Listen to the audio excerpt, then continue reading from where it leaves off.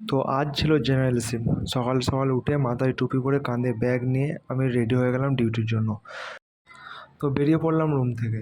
কিছুটা হেঁটে আমি চলে এলাম বাস স্ট্যান্ডে। তো বাস স্ট্যান্ডে এসে দেখি কিছু ছেলে তাদের ডিউটি শেষ করে ফিরছে, আর আমি অপেক্ষা করলাম বাসের জন্য। তো বাস আসতে আমি বাসে উঠে বসলাম। 10 মিনিটের মধ্যে কোম্পানির ভেতরে চলে এসে আমি সোজা চলে গেলাম ক্যান্টিনের দিকে। তো ক্যান্টিনে ছিল আজকে এই নাস্তা। তো আমি তাড়াতাড়ি নাস্তা শেষ করলাম এবং চলে গেলাম আমার স্টেশনের দিকে, কারণ আজকে আমার খুব লেট হয়ে গিয়েছিলো।